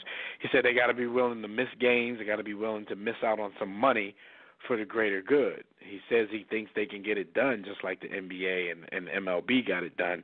Do you guys believe that for a second, that that's even possible? No. Yeah, because I always talk about the fact that the NFL is much – I mean, of course, they play the more dangerous game out of the three that we're talking about. So you would think in a perfect world, in the larger scheme of things, they should be the ones that are compensated better. But then you have to be realistic about it. If the game is so dangerous, how do you expect a business model where you can guarantee contracts to people whose next play could be their last? And how many people will be sitting on the sideline or sitting in retirement still getting paid, because if you're still getting that money, there's no reason for me to drag my hurt ass back out there and try this again. So it's like, it's just not realistic in my opinion. Great point. Yeah, and for the reasons you just stated, and then also two more that stand out to me. Number one, in my opinion, the NFL Players Union is the weakest union of the major sports, and that's by design. But they also have the strongest owners as well. I don't think that they have the chutzpah, to borrow a word from my Semitic brothers, they don't have the chutzpah to actually stand up and make that strike, as Richard Sherman was kind of alluding to, because of all the sports, again, having an NFL career, reality-wise, from a financial standpoint, is the closest of the three to just being a regular dude, financially speaking. You know, like those guys, you get an NFL minimum contract. You know, after taxes, you're talking about $250,000, $275,000. That's great money, but that's not, by comparison, you've got MLB players, baseball players that we will never know who they are. They can walk in, we will not know them, and they make, $1.5 million a year. Basketball the same. You got guys that we don't know now getting, 5-year, $10 million, even $6 million a year contracts. I don't think the financial wherewithal is there for them to strike and be able to take care of themselves while they're striking. So I don't think the power is there. And then the second, the second piece is you can't insure whenever you guarantee. See, we think of a guarantee as just, okay, the owner, the person paying, is guaranteeing the contract or salary to the player. It's a little bit more complex than that. Anytime there is a guaranteed contract, that means that somewhere there is insurance included. So those contracts aren't insurable for the same reason that you just mentioned, that because of the injury risk. There's no insurance company, or the premium is just going to be too high, where you can insure that guaranteed contract and be okay with saying, all right, what's the worst that can happen? I pay this guy, $3 million a year over 5 years, $15 million, and I guarantee it. I have to be willing to pay him $15 million if he never plays again, and eat that. And that's something. That's another thing Richard Sherman said too. He said guys in the NBA NFL have to start being willing to take shorter deals. Like if you have a 6-year deal, but 3 years of the deal are guaranteed, then what the hell do you have those other 3 years for? And he was like, guys tell him, well, I want to have that security. But if you get hurt, 9 times out of 10 they're going to cut you anyway. So where does the security come in if nothing's guaranteed, beyond a certain point? So he's like, if guys start being willing to take lower, shorter contracts, then maybe they can get some of those contracts basically guaranteed to a certain extent. It's an interesting conversation. There's a whole lot more layers that we can peel back, and we will have that conversation, when time permits. But we're going to move on, talk about this thing of ours in a minute. I just want to give you guys our stat of the week. This has actually been the stat of the week probably for the last 3 weeks, but we've never gotten around to it because of time. The long ball is basically back in Major League Baseball. Chicks back in the late 90s, early 2000s, they loved the long ball. Well, this is the second month in a row. May and June, there were over 1,000 home runs in consecutive months. There were over 1,000 home runs in May, and there were over 1,000 home runs in June. Being that that's the stat of the week, we don't have to get deep into that, but any of you guys want to offer a quick explanation of why people are knocking the ball out of the park again? I just think it's interesting Chicks dig the long ball. Someone told me the long ball, we should get deep into it. Someone told me that the All-Star break just happened, and I didn't know baseball season started, so that's my take. Damn, Jim. Jimmy used to, everything was, I can't wait till the pitchers and catchers report. I'm like, I didn't even know the season started. No, listen, man. And shout out to the homie Aaron Judge, who went crazy at the home run derby during All-Star break. He was the odds-on favorite, and he went out there and show and prove. Youngster out there on some stuff. He's a beast.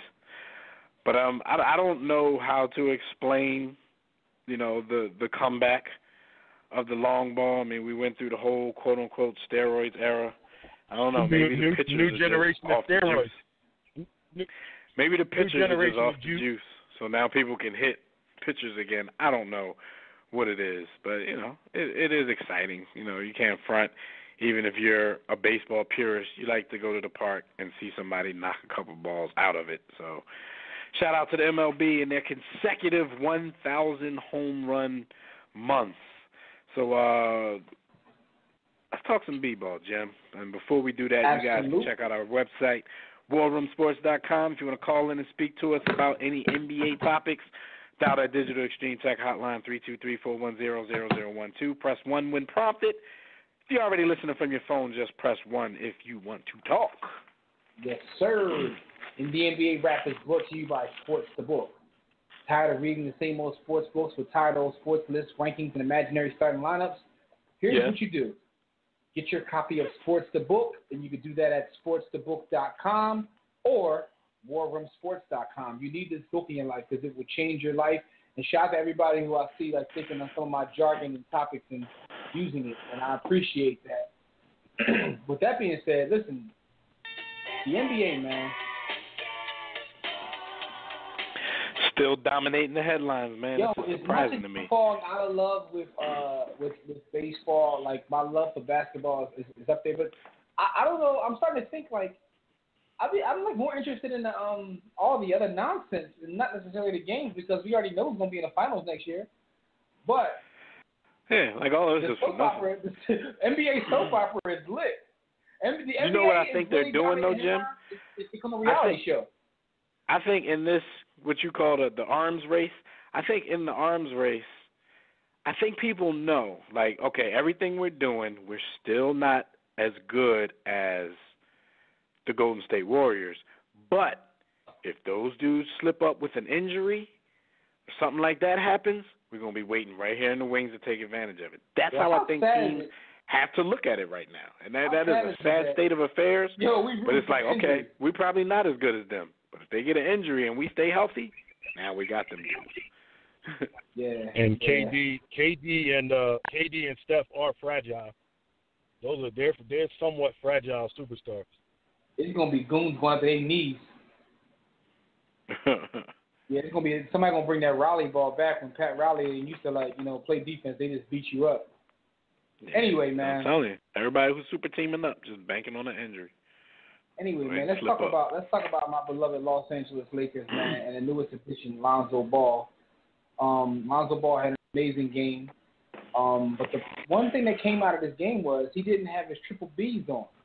He was rocking Nikes, yo. You know what? First of all, like I said, he had the best game. This is his third game in the Summer League. He had his best game so far.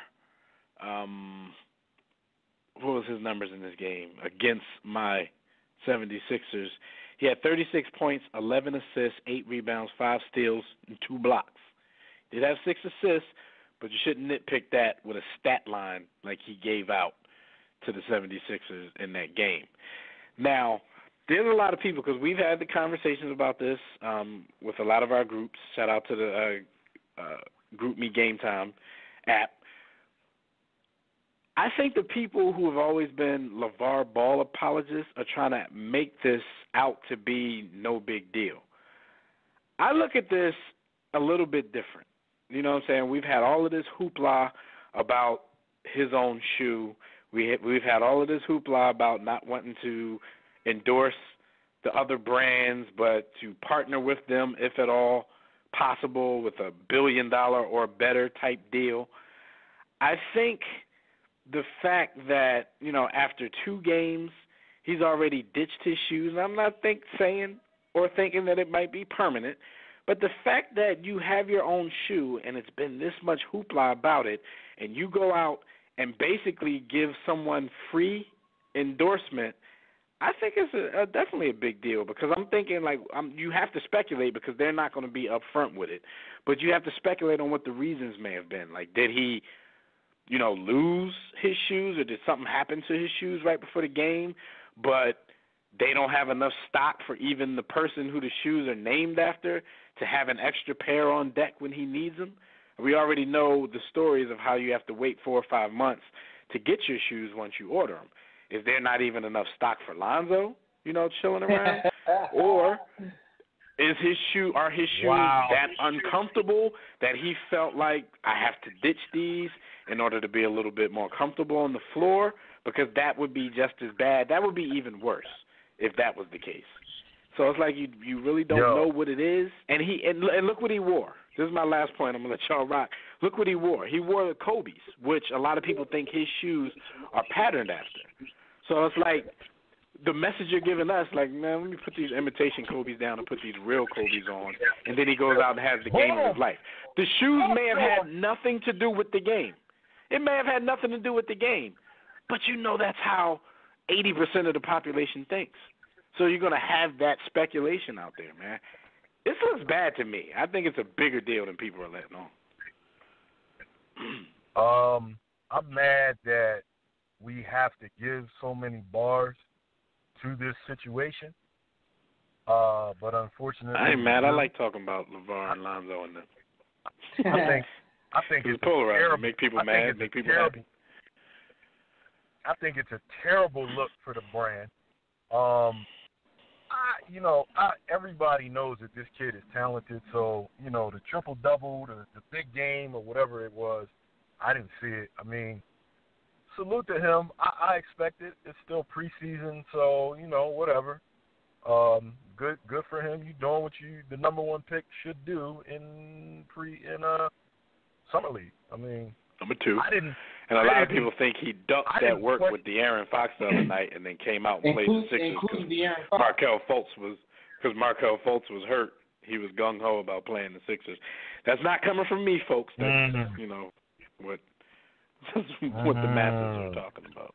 All right, but here's the thing, right? Listen, the funny thing, whether that's true or not, his pop has set the stage for people to take those type of shots, and those shots will be amplified now because of that stage being set and the social media era. So it is what it is. Go ahead, Jimmy. I just want to say, like I said earlier in our group chat, philosopher Slim Charles said, look, when you go to war, you at war. How you got there don't matter. And when you decide to come out with the triple Bs, you went to war with Nike. And even if you figure out that it's a lie, you got to fight on that lie. So the good thing is building your brand. And if your shoes are terrible, you got to keep going with that, dog. And shout out to the Wire. I live my life by wire bars. But it's so many. It's so factual. This is a bigger deal than a lot of people try to make. Oh, this ain't about nothing. I mean, it really is, because one part of me feels like maybe they finally struck a deal with Nike, and this is their way of introducing that. Like, I think everything is like, I'm trying to pull the wool over our eyes, so to speak. Like, this is maybe they're on their money team, John. Like, they in talks with Nike, and the way they get to talking about this again is this, or it's just like stupidity, because you can't do that. You just can't do that. Right. Like, you can't do that. Right. Like, that's like someone catching and not comparing him as an athlete, but imagine how the world would react if you saw Michael Jordan out with a pair of Reeboks on. Right. Imagine how the world would react. Nike had Mike so bad. Remember that interview that I sent y'all the other day from back in the late 80s, or maybe early 90s? Arsenio Hall tried to talk to Mike about Reebok and Adidas, and he wouldn't even mention their names, let alone be caught playing basketball in their shoes. When you again, he went to war with Nike, so he gotta be that way, dog. It's like, yo, you can't do that nonsense, man. Like, come on, man, that's corny. Like, well, let me give you guys the quotes from LeVar and Lonzo after the game. Lonzo told SportsCenter, he said, "At Big Baller Brand, you could play in what you want." This sounds silly to me. "I already played in both of my shoes. Might as well get the Mamba mentality going. Put them on, and it worked out tonight." Seriously, that makes no sense to me. That makes no. I already played in mine, so I'm gonna go give all of this popularity that me and my father had generated. I'm gonna go give all of this to Nike for free after my dad turned down, any possible deal with them. So then LeVar was asked by Darren Rovell. He responded to a text asking for a comment. He said, quote, "Lonzo is not forced to wear any brand and can play in any shoe he wants as long as it's okay with the NBA. This is what being independent is all about."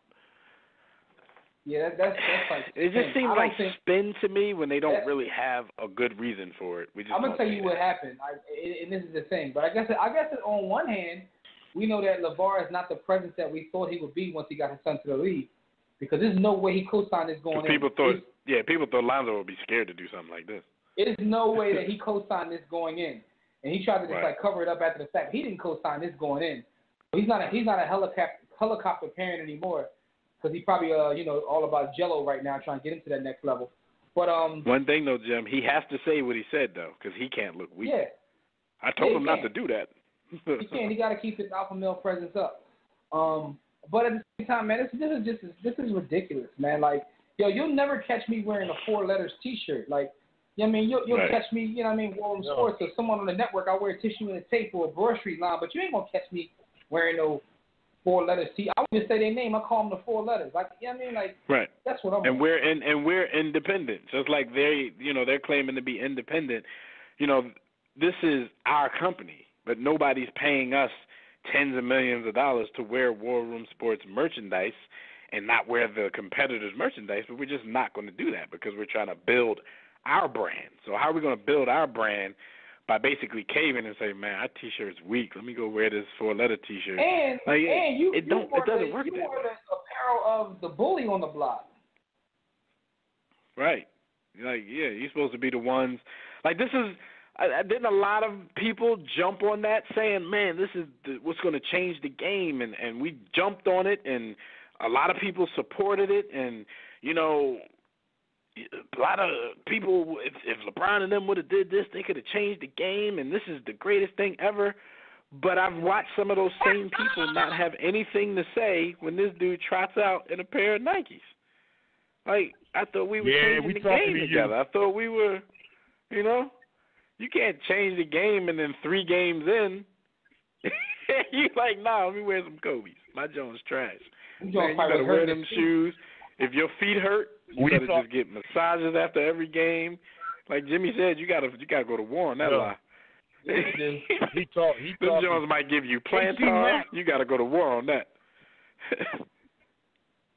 our listener and supporter and friend of the show, Casey Mack. Come on, man, you gotta say something. We need a statement from you. We need a statement from him, like we got one from LeVar. Casey Mack gotta respond via text like LeVar. What's your take on this? Here's my thing, though, man. Listen, man. We always talk about this. We always talk about this all the time, right? Like, you have to be honest with people. Just because you like someone doesn't mean they can't like make a mistake or you have to agree with everything they do. We talked about this like all show. He spins it. Well, that's kind of like a theme for this show. We talked about this with Umar. I guarantee you none of us like everything that he says or stands for, but there are certain things that we agree with, and there's nothing wrong with that. We have to learn to disagree with people that we actually admire. There's nothing wrong with that. Hey, B, I got a treat for you, my dude. That statement can be made because we got Casey Mack on the line right now. So we can get that statement that you just asked for. Casey Mack, what's going on, brother? You in the war room. The streets want to know. What's the official statement? Say the statement again, I must not have heard you correctly, B. Austin. He waiting for your statement, man. He said you got to make a statement on this, man. What do you feel about? Being one of Big Baller Brand's biggest supporters? What do you feel about Lonzo stepping out in a pair of Nikes, and not on top of that, having the greatest game of his summer league career? What do you think? It's a summer league game. It's a summer league game. Okay, so if LeBron is playing, so listen, Casey, Matt. Listen, wait a minute, Casey. If you're saying that, then that means if LeBron goes and rocks in the Drew League this summer, it's cool if he wear some Reeboks, if he wears some AIs. That's cool. It's summer league. You're talking about a 19-year-old kid who has no contract. Also, he has his own shoe. That's what you defended. He has his own shoe. He don't need a contract. But you know what? He ain't got some damn purple. He don't have no purple BBB yet. I get you, KC. He ain't had the right shoes to match his uniform. You gotta stop this for. Did he coordinate? Let me ask you a question. He coordinated. Max said he ain't had the right shoes to match, man. He had to do what he had to do. He coordinated last night. Casey Mack, give me the floor for 1 second. I gotta ask you a legit question, man. And I'm preface it by saying this, man. I grew up in a household with a father who was really militant. He was a member of the NOI and whatnot. And one of the things that he taught me was, you can talk all you want to, you can march all you want to, but your only power is your dollar, right? So you talk all this Triple B stuff, but have you bought anything from Triple B? Did you support it all? I'm on a fixed income, man. Come on. Every time I turn around, you got a Chiefs jersey, you got a Cowboys jersey, so you can support First of all, Casey Mack, you got to play that differently because with Big Baller Brand, it is so easy to lie. You can just say, yo, I put my order in. It ain't showed up yet. I know, y'all. Y'all be saying, well, put it on group chat. Y'all be absolutely. We're going to try to find a way to hack into this. You're going to be like, show me your receipt. All I'm saying is if you talk all this talk, man, you got to put your dollar up. You got to show you really support. Hey, you can't just. I'm going to tell you something right now. Hey, I was the first person to bring anything about the Ball family on your show. I'm number one. I've been talking about Lonzo before anybody. Again. We know you're number one. But he has to use you putting your money where your mouth is. You got to support. Hey, Dan, when B. Austin and the Blueprint over there put me in timeout, he swore he wasn't going to bring LeVar's Ball up anymore. Here it is, 2 months later, and he's talking about LeVar every day. You know what? I ain't making them. You volunteering. So why ain't you bought any doggone Super B? Come on, man. And you know what? Hey, Jimmy, you know you got to buy these Super B because you're a Laker fan. KC Mack. What's going on right now is we are working on some things, man. And when we get on that platform that we know that we should be on, we're going to reach out to Big Baller Brand and say, yo, you need to have KC Mack as an ambassador because he's ready to lay down his life on the line for Big Baller Brand. We're going to hook you up. I wouldn't be nothing but a human shield. Hey, KC Mack, all I'm saying is before the NBA season starts, I want to see you with some paraphernalia, at least a hat, t-shirt, something, man. You gotta show support that way. Just because y'all, I mean, I'm gonna go ahead and get me some. Screw it. All right, that's cool. Because if I get something before you, then that's gonna be a problem. I got something to say. Something. Big ball baseball. I answer to your baseball question on the home run. Go ahead. Before the season started, name the people that you knew that was what was the face of baseball? It was Mike Trout. It was I was say Trout and Bryce Harper, faces of baseball. Did you know anybody else? Okay, Pujols was reaching for 600 home runs. You knew nobody else. You didn't know anybody. What's you didn't the know name Aaron. of the guy? Aaron. Wait. No, there's a guy with dreadlocks in Pittsburgh that we know. He's the only black kid in baseball that matters. You talking about McCutcheon, Andrew? Go ahead, let him make his point. Make your point, Casey Matt. What I'm getting at is this. We got to have those long balls, so now we get kids like Aaron Judge and Springer and Davis and who the hell was Lonnie Morrison and Justin Smoke for the Rangers? But to the point, who knew Miguel Sano? So everybody's got to start hitting home runs now, so we can start knowing who the face of baseball is. Now we got Stanton and Otto and Bellinger. We didn't know these guys. We didn't know who was in the world. These people. So everybody start hitting home runs, put faces to these names, and make baseball popular again. Make baseball great again. Make baseball great again. Hey, Casey Mack, thanks for calling in, man. You know, we love talking with you about Triple B. Yeah, we love you. We appreciate it. Triple B Mac. Go Cowboys and go Chiefs. All right, man. Yo, one thing I'm confident in, Triple B Mac, I know that if you were supposed to have your Triple B's on, it's no way you would be caught dead in that game without having your Triple B's on. Yeah, Lonzo let Pop down. Triple B Mac. Anyway, man, we'll move on. We got a couple stories. Markelle Fultz gave Philadelphia a scare, but we think that he'll be okay. Just want to throw that out there. He hit everybody with the not again. We love. Here we go. We love counting everybody else's money because that's what we do. Because we chatty patties in here. But what y'all think about James Harden getting the truck backed up for him? Yo, James Harden showed you he's about that business. I think James Harden one of those dudes that we talked about, and I'm not knocking. I'm not knocking. James Harden was like, I got a small window to do as much as I want because this is like his second extension in like 2 years. So for the people who didn't get the news, I don't know where you've been, but he inked a 4-year extension that was worth $170 million. The new deal is stacked on to his current contract that he signed last summer, which at that time ran through the end of the 18-19 season.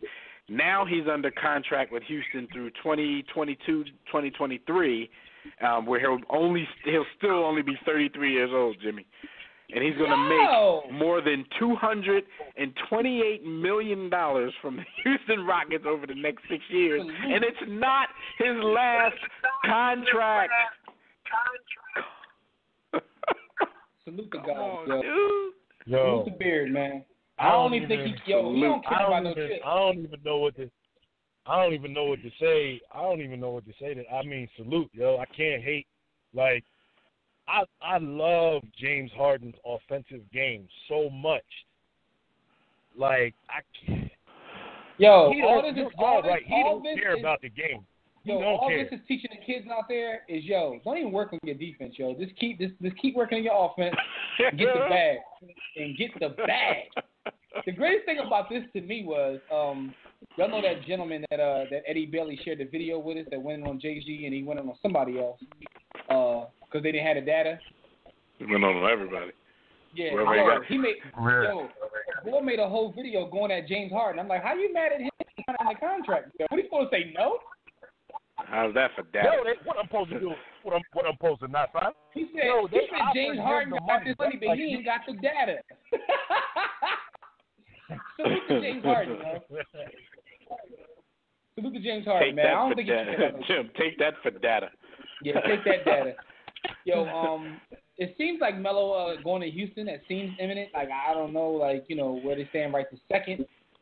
Jim, for the past 24 hours, I've heard the analogy that the Melo to Houston deal, which is going to be a 4-team deal, is on the 2-yard line.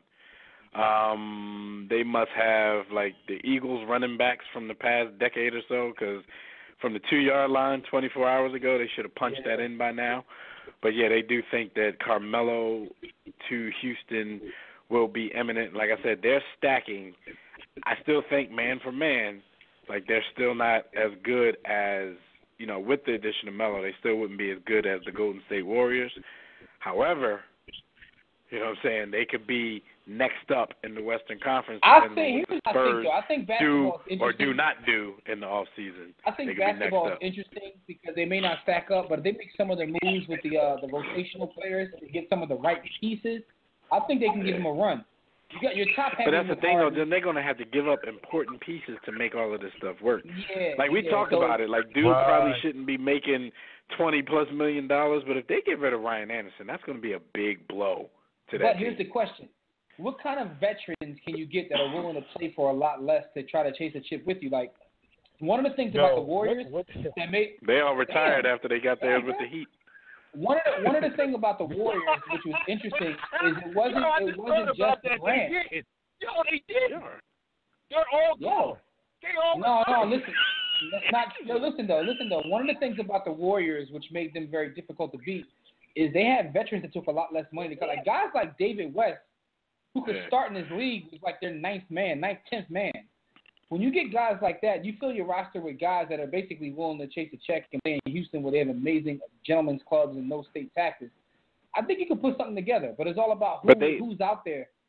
They got the one with the least amount of pride, though, because David West went on a 3-year chip-chasing quest and finally got with the right team. Yeah. Like, if he didn't win it this year, he was going to the Cavs next year. Yeah. Like, but I'm just he was going to go to the Cavs.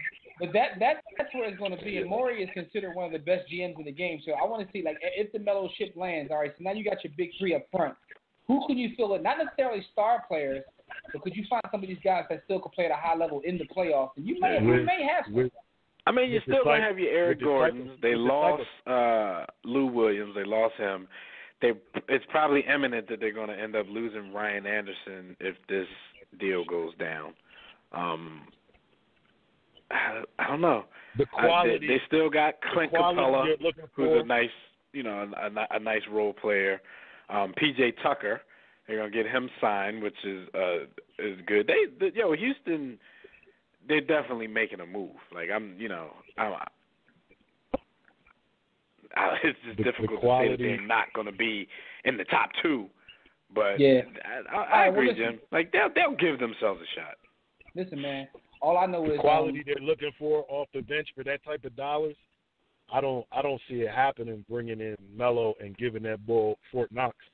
I don't see them being able to get guys that can play at that level. Shout out to Black Enterprise Magazine, who named Houston as being like the next up and coming mecca for business. Then it's a way to be in the next Atlanta. So, shout out to James Harden for being right in the mix. But real quick, speaking of backing the truck up, James Harden, money, and that whole business, what y'all think of Isaiah Thomas basically saying that he needs that Brinks truck money? Like he's proven himself, and they got to give him that Brinks truck money. I just wouldn't do it, man. Feel that way. Yeah, can't. Won't do it. I just can't, man. He's 5'8". It's amazing, spectacular to see what he's doing right now, but I don't think he's proven himself, for a long enough period of time to get that kind of money. If you get it and they give it to you, more power to you, young brother. But just being an analyst about it, I couldn't, man. I couldn't. No doubt. He'd get paid. It'd be a Brinks truck compared to what he's getting paid now, but not what he's thinking. Like he said, he's a max guy. Yeah. I happen to disagree with that. If he wants max money, I don't know who's going to give him that. If he wants to win, then somebody will swallow his pride, and go be a 6-man on a contender, because that's what he is. That's what he's all right, you bugging. We got to get out of here. Thank you, good people, for joining us. You're from 29 points to 6 man. Yo, be awesome and tripping. Shout out to everybody in the chat room, Facebook, Twitter, the WRS Game Tab, and all the calls and the highlights. We appreciate those. We get too. We apologize. Tune in next week, live right here on Demand on the WRS Podcast Network for another 2 hours of the greatest sports talk on the planet. Shout out to Gerald. We'll recap another week in sports. In the sports world, as we inch closer to football season, believe it or not, although NBA is everywhere, football is coming up. So until then, enjoy your weekend, enjoy your week. We'll see you right back here next time. Catch all of our conversations on Facebook or Twitter. But remember, not just Facebook, Twitter, but all of our blogs, all of our webcasts, podcasts, everything we do can be found at the hub, which is warroomsports.com. Pick up my book at sportsthebook.com, but it's also available at the hub, warroomsports.com. So until next time, everybody, don't accept mediocrity. Be steadfast in the war against ignorance, and we'll see you chumps on top. Wow.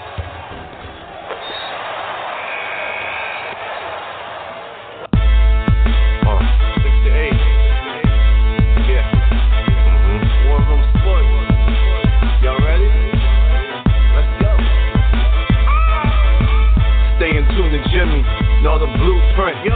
Every Thursday, 6 to 8, they do this.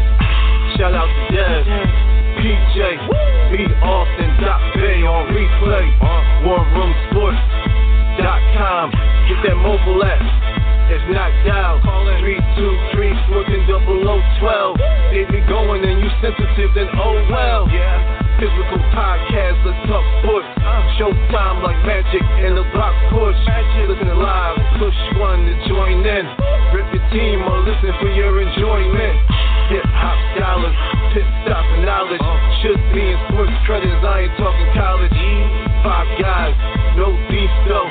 Corporate secret, but the streets know. Belafonte, I got a G flow. KC, royalty, I'm in beast mode. 2 hours, get your game up. Who's the best in sportscast? You better name us. War Room Sports. Yeah, you know, Jimmy, Dev, TJ, Doc Bay, B. Austin. I'm Jock. Up and coming on the beat.